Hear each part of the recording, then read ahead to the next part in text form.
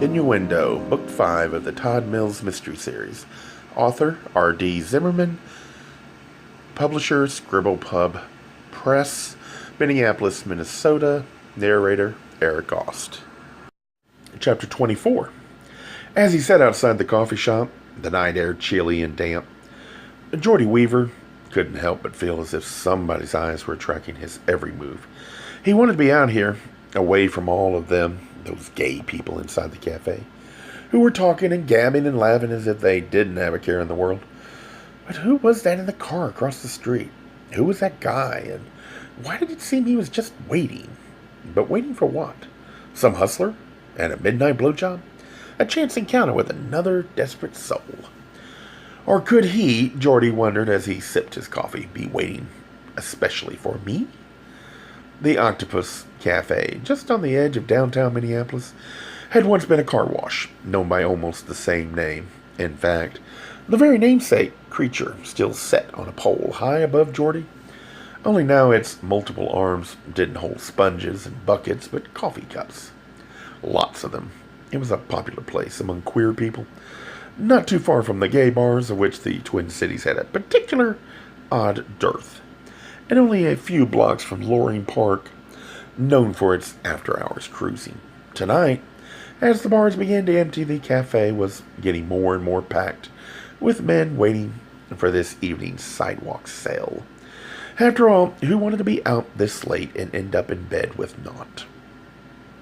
Look at them all, thought Geordie, peering in through the large glass garage door from which freshly scrubbed cars had once exited. Look at all those men sitting in there gabbing away about this and that. None of it important.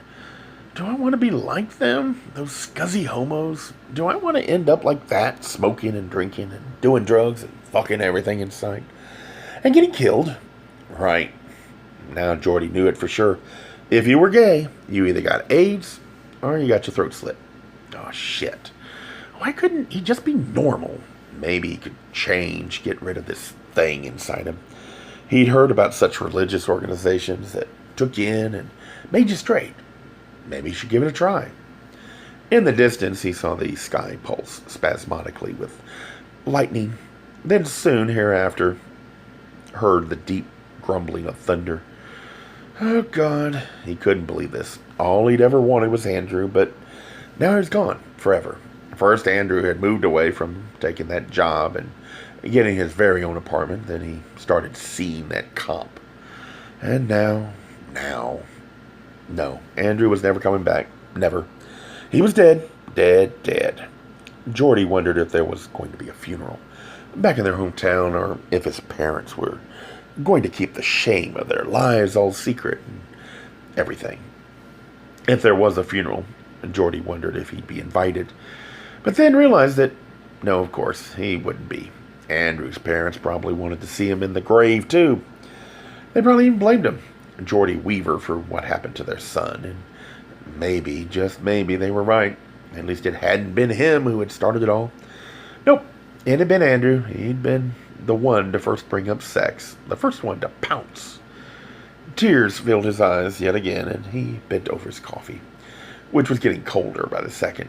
He bowed his head, and his long, silky, light brown hair fell forward, covering his face. Who would have ever imagined that something like this would happen to one of them? He remembered the first time they'd done it. Andrew and he. It had been something like 2 years ago, when Andrew had come for a sleepover. They just started goofing around. I'm kind of horny. How about you? Andrew had asked. One thing sort of led to another, and then they realized what they really had in common. They'd done it another 6 or 7 times. In the attic above Geordie's parents' garage, in the hayloft, in Andrew's barn, once in a car. Before they got caught and the shit really hit the fan. After that, it had been Geordie's ideal for the two of them to run away. To come all the way up here. Geordie had thought he was so cool, so smart, coming up with that plan. But it proved to be the stupidest thing. Shit. Fuck. Piss. This was all his fault. Andrew would never have gotten himself killed if they hadn't come up here to the cities.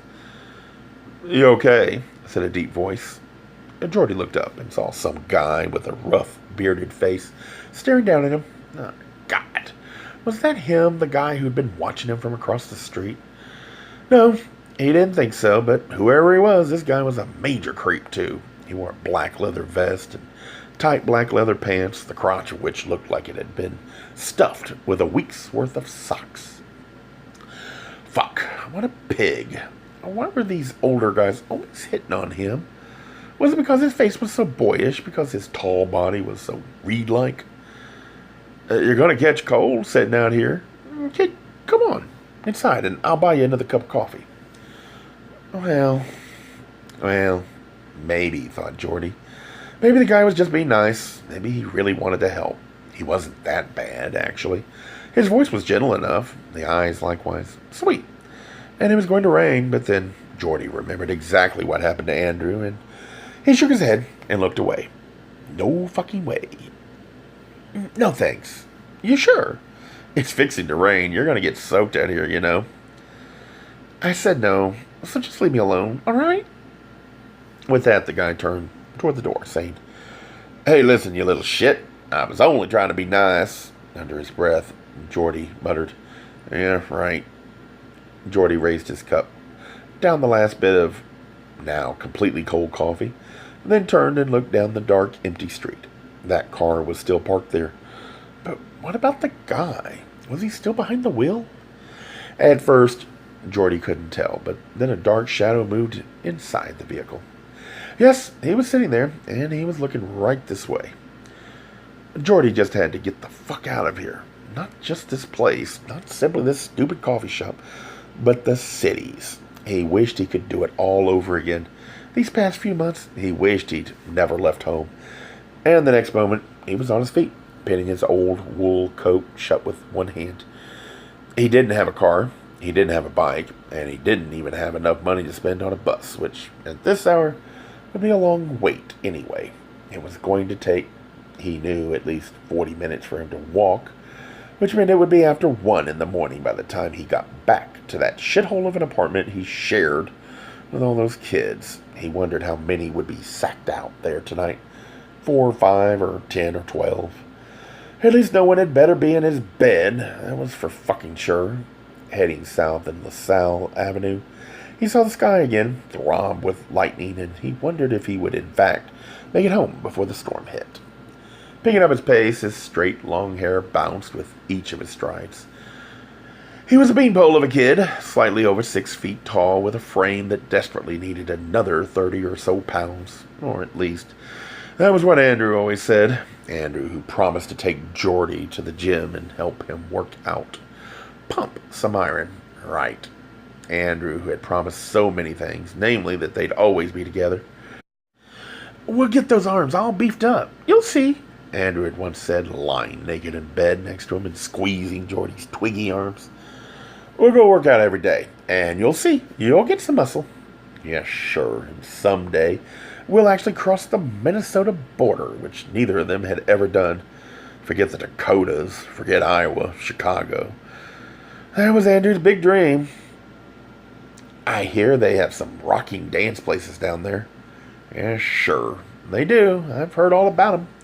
That's supposed to be incredible, but how the hell would we get in? Anyone who takes one look at me knows I'm underage.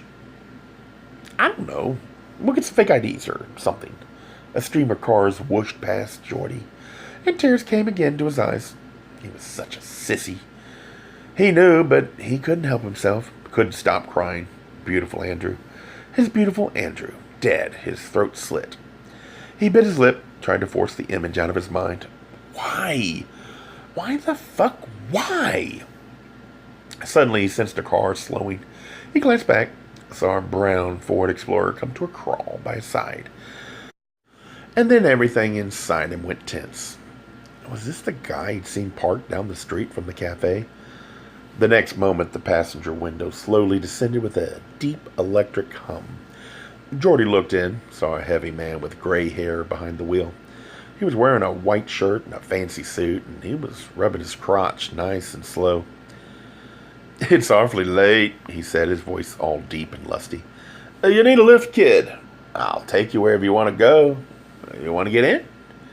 No, snapped Geordie as he kept walking. How about $50? You need that? I bet you do. Don't you? How about 50? Will that do?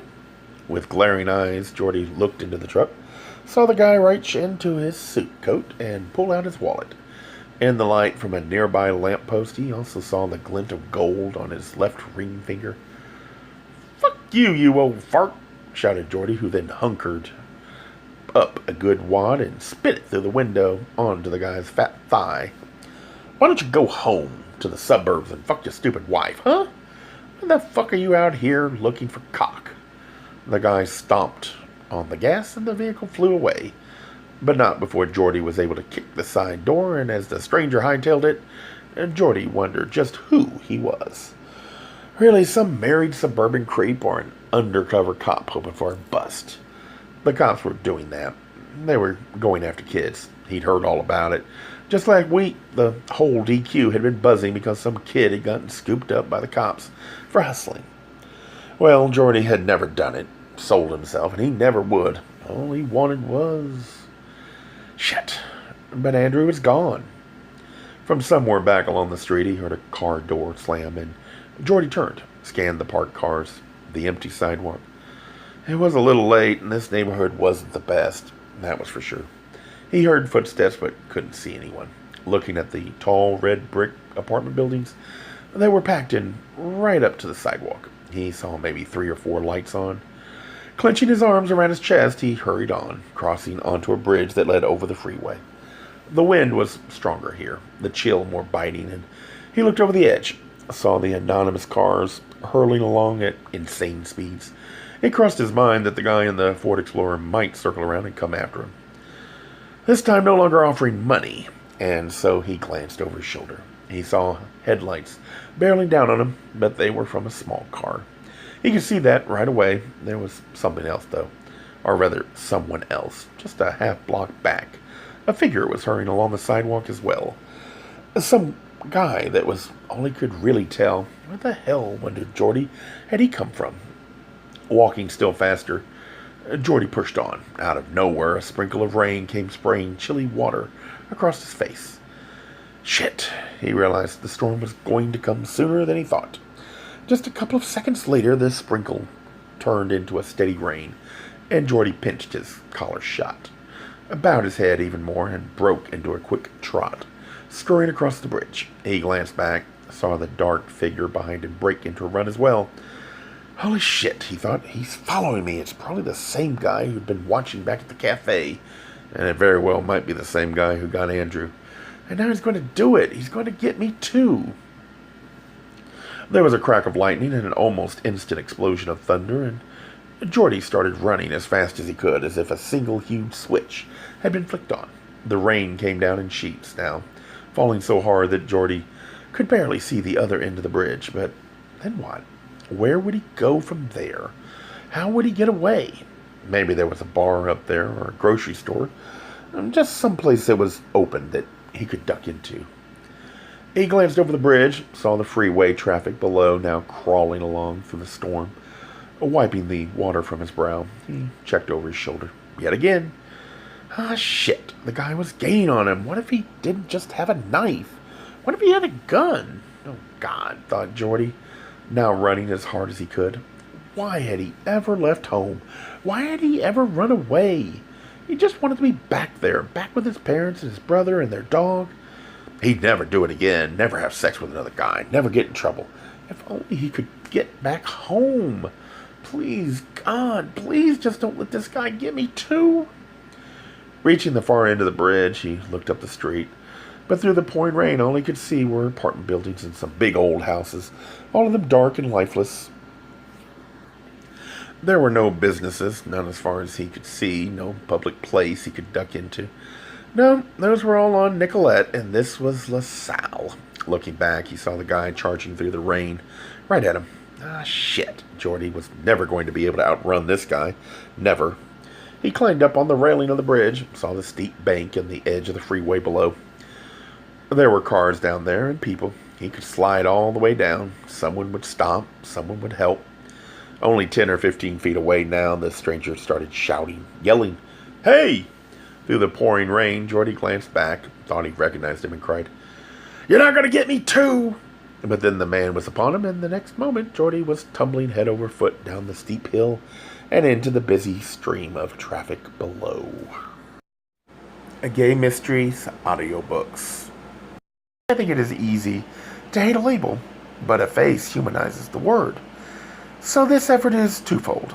To offer comfort to those like myself that your world didn't end because you don't fit into the view of acceptable society on both sides.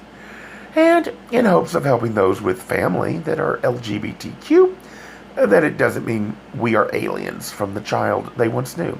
Reassure them so they can maybe be supportive at the same time, being true to their values.